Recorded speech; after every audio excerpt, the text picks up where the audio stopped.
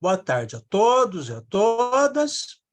Hoje vamos conversar sobre Xuangzi, ou Xuangzhou, poeta e filósofo chinês do século IV a.C., ou seja, o período dos reinos combatentes, marcado por combates entre os senhores da guerra dos 7 principais estados chineses, dos quais o maior era o de Qin, que buscava anexar outras regiões do país. Apesar dos conflitos sangrentos, essa era também ficou conhecida como a das 100 escolas de pensamento, pela intensa vida intelectual, sobretudo no campo da filosofia, sendo comuns os debates entre os sábios de diferentes escolas, e também a contratação de acadêmicos para serem conselheiros da nobreza em assuntos como a diplomacia, guerra e administração pública. Esse período foi encerrado com a hegemonia da dinastia Qin, que ordenou a perseguição de intelectuais e a queima de livros clássicos chineses, com exceção do I Ching, que era utilizado também na definição de táticas e estratégias militares. Nesse contexto histórico de guerras e efervescência cultural, Xuangzi escreveu um livro que leva como título apenas o nome de seu autor e que é considerado um dos clássicos da filosofia taoísta, ao lado do Tao Te Ching, ou Dao De Jing, de Laozi, e dos escritos de Liezi. Assim como acontece com Laozi, sabemos muito pouco a respeito da biografia de Xuangzi. Apenas no capítulo 63 dos registros do grande historiador chinês Sima Qian, o equivalente de Heródoto, né, na China, temos algumas escassas informações sobre o filósofo, e muitas delas se aproximam da lenda e da anedota. Xuangzi teria sido um oficial menor da cidade de Meng, atual Hunan, ao sul do Rio Amarelo, no estado de Song, vivendo na época dos reis Hui de Liang e Xuan de Qi, e teria trabalhado como funcionário no Jardim de Laca. O sábio, que foi contemporâneo do pensador confucionista Mêncio, teria recusado uma vantajosa proposta de emprego oferecida pelo rei Wei, do estado de Shu, para manter a sua liberdade pessoal. A existência de Xuangzi é questionada por autores como Russell Kirkland, para quem não há nenhum dado histórico confiável que comprove que um dos maiores sábios da China tenha realmente existido. Nesse caso, sua obra seria de autoria anônima, ou ainda a reunião de textos de vários autores, o que se choca com a unidade do livro, que pode, no entanto, ter sido editado por um organizador, assim como há a ideia de que a Ilíada e a Odisseia não teriam sido escritos por Homero, mas seriam cantos de vários autores, reunidos, editados por um organizador, a quem se atribuiu o título, o nome de Homero. Tese que não pode ser provada nem desmentida. Até a presente data, não há informação conclusiva sobre isso, o que em nada desmerece a importância e a influência há mais de 1000 anos da obra atribuída a Xuangzi.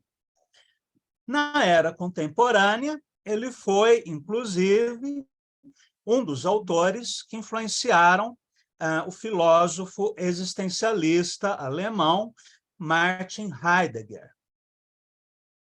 O livro de Xuangzi, na sua forma atual, é composto de 33 capítulos, divididos em 3 partes. Os capítulos internos, que reúnem os primeiros 7 capítulos. Os capítulos externos, que consistem em 15 capítulos. E os capítulos mistos, com os 11 textos restantes. Conforme a interpretação de Guo Xian, os capítulos internos teriam sido escritos por Xuangzi, os capítulos externos por seus discípulos, e os capítulos mistos por outros autores, que permanecem desconhecidos. De todos esses textos, o mais conhecido e saboroso é o capítulo 2, sobre o caráter ilusório do mundo, que diz, Xuangshou sonhou que era uma borboleta, mas, ao acordar, não sabia se era um homem que tinha sonhado ser uma borboleta ou se era uma borboleta sonhando ser um homem. Assim como nos textos de Laozi, encontramos nos escritos de Xuangzi muitos paradoxos, enigmas, fábulas, parábolas e também críticas bem-humoradas à sociedade da época e à escola de Confúcio. Para conhecer, em linhas gerais, alguns aspectos da filosofia de Xuangzi, vamos ler alguns trechos do comentário escrito por Burton Watson para uma edição de escritos selecionados do autor chinês, publicada pelo Programa de Traduções de Clássicos Orientais da Columbia College.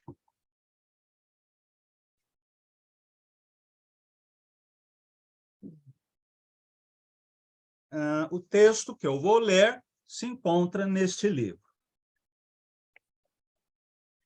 O tema central de Xuangzi pode ser resumido numa só palavra: liberdade. Essencialmente, todos os filósofos da antiga China consagravam-se ao mesmo problema: como pode o homem viver num mundo dominado pelo caos, pelo sofrimento e pelo absurdo, condição que se mantém até os dias de hoje? E quase todos responderam com um plano concreto, destinado a reformar o indivíduo, a reformar a sociedade e, eventualmente, a libertar o mundo de seus males. As propostas apresentadas pelos confucionistas, os moístas e os legalistas, para só mencionar algumas das principais escolas de filosofia, são todas diferentes, mas todas baseadas no mesmo tipo de abordagem do senso comum ao problema. E todas buscavam reformas sociais, políticas e éticas que o resolvam. A resposta de Chuang-Tzu, todavia, a resposta de um ramo da escola taoísta é radicalmente diversa dessas e baseia-se num tipo de pensamento completamente diferente. É a resposta de um místico e, ao tentar descrevê-la aqui, em linguagem clara e concreta, estarei sem dúvida, violentando sua natureza, essencialmente mística e indescritível. A resposta de Chuang-Tzu é: liberte-se do mundo. O que significa ele com isto? Num trecho não traduzido aqui, o trecho 23, conta ele a história de um homem chamado Nanjun-Shu, que foi visitar o sábio taoísta Lao Tzu, na esperança de achar solução para suas preocupações. Quando ele apareceu, Lao Tzu indagou prontamente: por que você veio com essa multidão de gente? O homem virou-se, perplexo, para ver se havia alguém atrás dele. Não é preciso dizer que não havia. A multidão que o acompanhava era sua bagagem de velhas ideias ou conceitos convencionais sobre o certo e o errado, o bom e o mal, a vida e a morte, que ele arrastava consigo aonde quer que fosse. Desta bagagem de valores convencionais é que o homem deve se descartar, primeiro que tudo, antes de poder ser livre. Chuang-Tzu via o mesmo sofrimento humano que viam Confúcio, Lao Tzu e Mêncio. Via os males, obra do homem, da guerra, da pobreza e da injustiça. Via os males naturais, da doença e da morte, mas acreditava que só eram males porque o homem os reconhecia como tais. Abandonasse o homem um dia o hábito de rotular as coisas como boas, más, desejáveis e indesejáveis, e os males, obra sua, produtos de seus atos carregados de valores, desapareceriam, e os restantes males naturais não seriam mais vistos como males, e sim como parte inevitável da trajetória desta vida.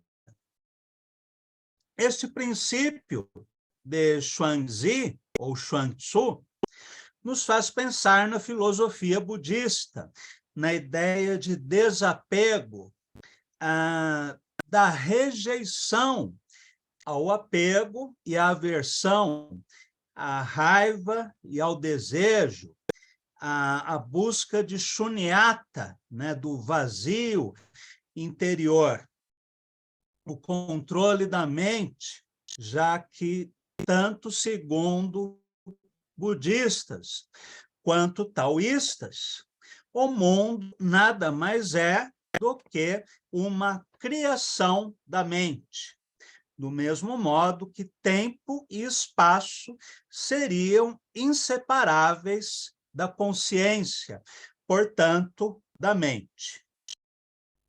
Assim, aos olhos de Chuang-Tzu, o homem é o autor do seu próprio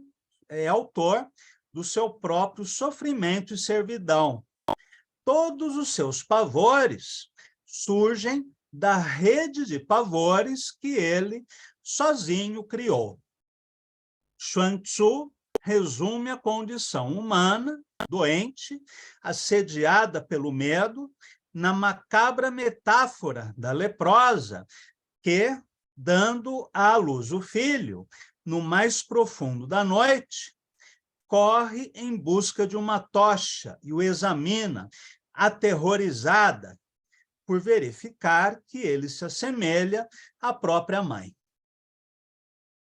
Mas como se há de persuadir a leprosa de que a doença e a fealdade são meros rótulos, sem validade real? A tarefa não é fácil, e por esse motivo, a filosofia de Chuang Tzu, como a da maioria dos filósofos místicos, raro foi compreendida e abraçada plenamente em sua forma pura, a não ser por uma pequena minoria. A maioria das filosofias da China antiga destina-se a uma elite política e intelectual. A de Chuang Tzu destina-se a uma elite espiritual. Isto não significa que nós não devemos ir ao médico se sentirmos qualquer incômodo físico. Também não significa que a lepra deve ser desconsiderada como doença, que não deve haver políticas públicas de saúde, né, para a prevenção da ocorrência da lepra, que é uma doença da pobreza, que já foi erradicada em muitos países. Enfim, o que Chuang Tzu está questionando aqui são os valores que nós criamos para as coisas. Não significa que devemos cruzar os braços. Por difícil que seja a tarefa, Chuang Tzu usa todos os recursos da retórica no esforço de despertar o leitor para a essencial insignificância dos valores convencionais e libertá-lo dessa servidão. Há um artifício que ele usa com grande efeito: a anedota oportuna ou paradoxal, o nonsense, ou comentário aparentemente sem sentido, que dá um solavanco na inteligência e a desperta para uma verdade que se situava além da paliçada da lógica comum. Aliás, tal artifício é familiar aos leitores ocidentais na literatura zen, chinesa e japonesa, sendo evidente a influência do taoísmo sobre o budismo Shan, a forma chinesa do zen. Quando o Japão recebe os primeiros divulgadores do budismo Shan, esse budismo já chega carregado de influência taoísta.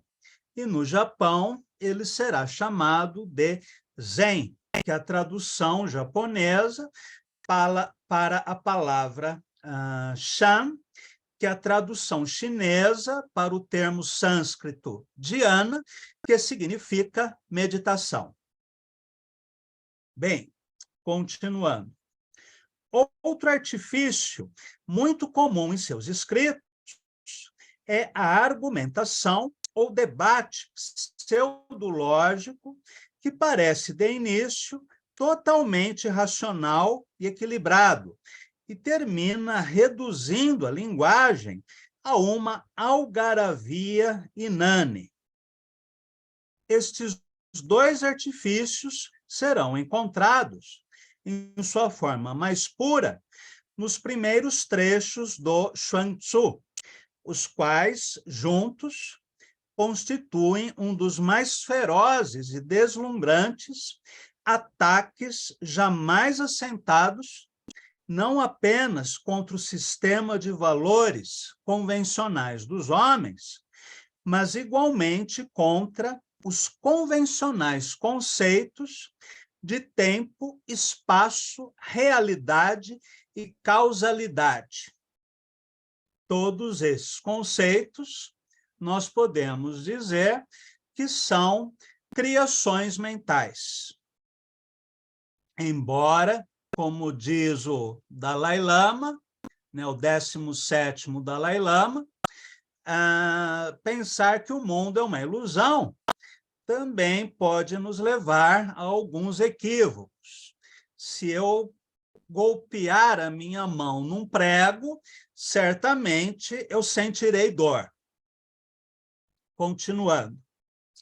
Finalmente, Chuang Tzu faz uso do princípio ao fim, em seus escritos, daquela arma de todas a mais letal, contra tudo o que é sensato, pomposo e sagrado, o humor. A maioria dos filósofos chineses usa o humor com parcimônia, decisão acertada, sem dúvida, em vista do tom grave que buscam manter. E alguns parecem jamais terem ouvido falar dele. Chuang Tzu, ao contrário, faz dele o próprio cerne do seu estilo.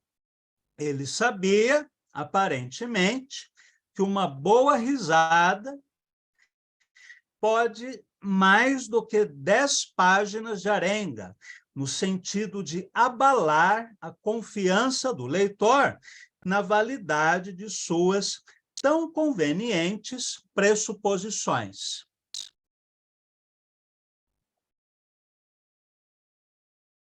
Do ponto de vista de Chuang Tzu, não se pode fazer sofrer um homem liberto dos padrões convencionais de julgamento, pois ele se recusa a reconhecer a pobreza como menos desejável que a riqueza, ou a morte como menos desejável que a vida.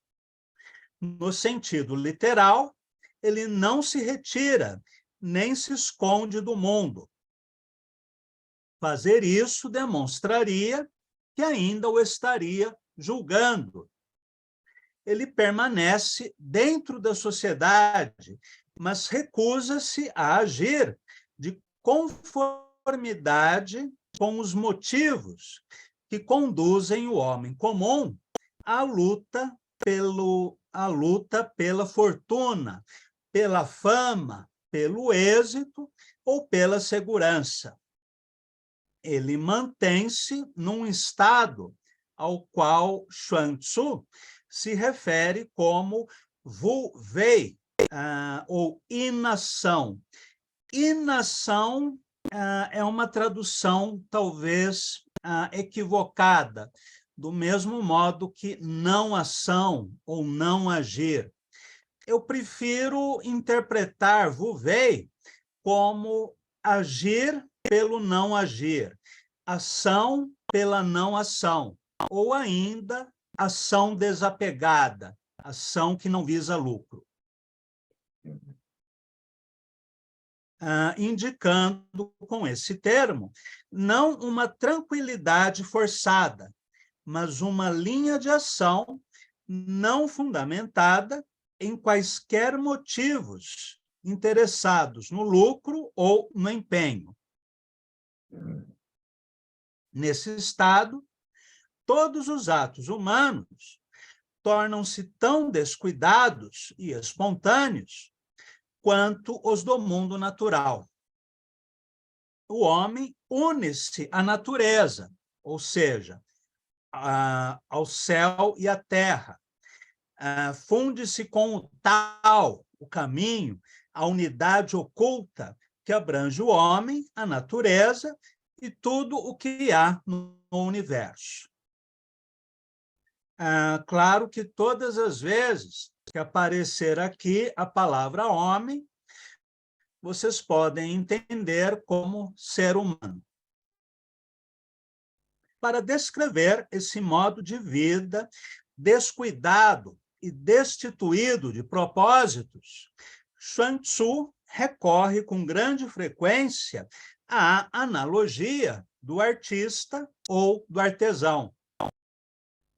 O entalhador especializado em madeira, o açougueiro perito, o nadador proficiente, não ponderam nem raciocinam sobre a linha de ação que devem seguir. Suas habilidades tornaram-se de tal modo parte deles que eles simplesmente agem de modo instintivo e espontâneo e, sem saber por quê, conseguem ser bem-sucedidos. De novo, Chuang Tzu emprega a metáfora de uma viagem totalmente livre e sem finalidade, usando a palavra yu, perambular, perambulação, para designar o modo pelo qual o iluminado vagueia em meio de toda a criação, gozando de seus deleites, sem jamais apegar-se a qualquer parte dela. Mas, como todos os místicos, Chuang Tzu insiste que a linguagem, afinal, é penosamente inadequada para descrever o verdadeiro caminho ou a maravilhosa liberdade do ser humano que compreendeu a sua identidade com ele. Ou ainda, como diz Lao Tzu, no Tao Te Ching, tudo o que se diz a respeito do Tao não é verdade. O Tao que pode ser nomeado não é o verdadeiro Tao. O Tao tem que ser vivido, experimentado e não definido. Voltando ao texto. Repetidamente, ele adverte que apenas apresenta uma descrição tosca ou temerária dessas coisas.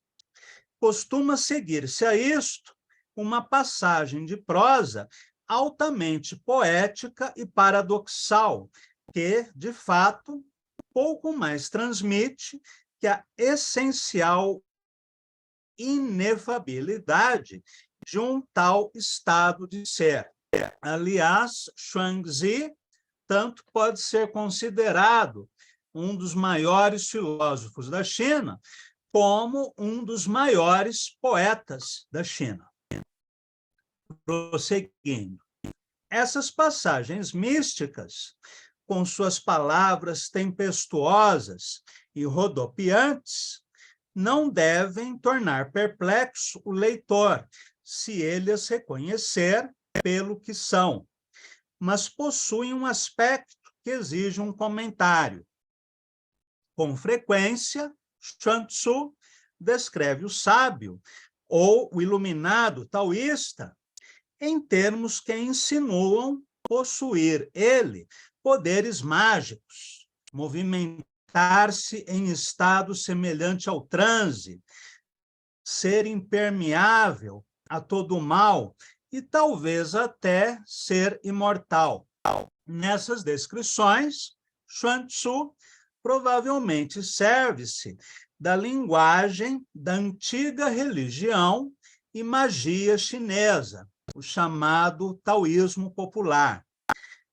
E, sem dúvida, em seu tempo, como provavelmente em séculos subsequentes, existiram homens que acreditavam ser possível atingir tais poderes mágicos, inclusive tornando-se imortal. A própria alquimia, tanto europeia quanto chinesa, tem dois aspectos.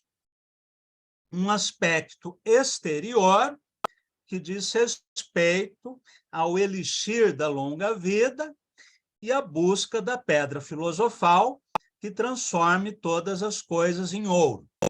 e a escola interna da alquimia iógica, né? Vamos dizer assim, a alquimia iógica, tanto taoísta, quanto a chinesa, quanto a japonesa, que buscavam uma eternidade, não do corpo físico, mas uma eternidade espiritual.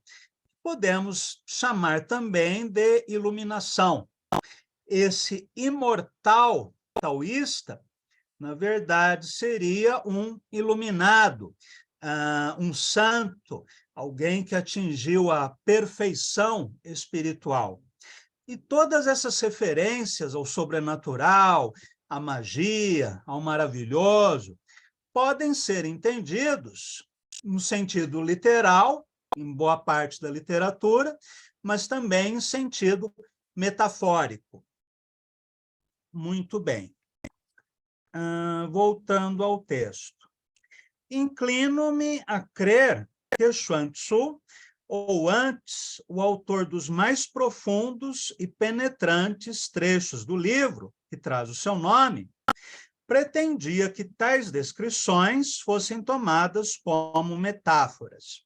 Mais para frente, eu quero dedicar pelo menos uma ou duas aulas à alquimia interior chinesa, que recorda muito o sistema de yoga indiano, tanto o sistema clássico de Patanjali quanto o sistema tântrico. Bem, talvez, como diz Arthur Waley, a melhor abordagem seja a de não tentar traçar linhas nítidas entre o racionalismo e a superstição, entre a filosofia e a magia, estando preparados para encontrá-las mescladas e imbricadas. No caso da alquimia externa, tanto a chinesa quanto a europeia, buscava-se um elixir que fosse realmente uma substância, uma fórmula que, ingerida, realizasse um milagre, né, da imortalidade do corpo físico. Há, inclusive, relatos de reis chineses que morreram envenenados pela ingestão de drogas que supostamente deveriam torná-los imortais. Já a alquimia interna, ou esse yoga, formação dentro do corpo humano, a partir dos exercícios de respiração, né, os exercícios de Qigong, em que você trabalha com a passagem, né, dos ventos internos, né, de energia pelos meridianos do corpo, quanto por outros exercícios, desde o yoga sexual até exercícios de visualização, cantos de mantras e várias outras formas de alquimia interna, em que o corpo humano é o laboratório. E tudo aquilo que existe dentro do corpo, inclusive as nossas secreções, e várias outras substâncias, o próprio ar que circula nos nossos chakras, tudo isso vai funcionar como elementos desse grande laboratório alquímico que somos nós mesmos. Afinal, o que Xuan Tzu mais veementemente condena é que se estabeleçam distinções forçadas e não naturais. No fim, o melhor modo de abordar Xuan Tzu, creio eu, é não tentar submeter-lhe o pensamento à análise racional e sistemática. É ler e reler até se ter cessado de pensar no que ele diz, desenvolvendo, em vez disso, o senso intuitivo da inteligência, que se move sob as suas palavras e do mundo no qual ele se move. Xuan Tzu, juntamente com Lao Tzu, ou Lao Tan, é, desde longa data, reverenciado como um dos fundadores da escola taoísta, visto acreditar-se ser Lao Tzu contemporâneo de Confúcio e o autor do livro conhecido como Tao Te Ching. Ele foi honrado como o primeiro patriarca da escola, e Xuan Tzu como seu discípulo mais recente e continuador de suas doutrinas. A maioria dos eruditos concorda, hoje em dia, que é impossível dizer se Lao Tzu existiu algum dia, ou, se existiu, determinar exatamente quando, o que, aliás, não tem importância alguma. Ele surge nas palavras de Xuan Tzu como um entre outros sábios taoístas, mas isto significa muito pouco, uma vez que tantos personagens dos escritos de Xuan Tzu são claramente fictícios. Xuan Tzu, em nenhum ponto, faz referência ao Tao Te Ching. Em alguns trechos, usa linguagem semelhante ou idêntica à do Tao Te Ching, mas isto não prova que um trecho seja anterior ao outro, ou que haja conexão direta entre eles. Além disso, a marca do taoísmo de Xuan Tzu, como frequentemente se notou, é, sob muitos pontos de vista, absolutamente diferente da que está exposta no Tao Te Ching. Portanto, embora possam ambas provir de fontes comuns e se tenham amalgamado, o melhor, aparentemente, é considerá-las em separado. E, por isso, não examinarei aqui a filosofia do Tao Te Ching. Há muito desacordo entre os eruditos quanto ao tempo em que o Tao Te Ching atingiu sua forma atual, embora me pareça presumir que tanto o Xuan Tzu como o Tao Te Ching circularam sob forma semelhante à atual desde o século II a.C., isto é, desde o início da dinastia Han, que vai do ano 202 a.C. a 220 depois de Cristo.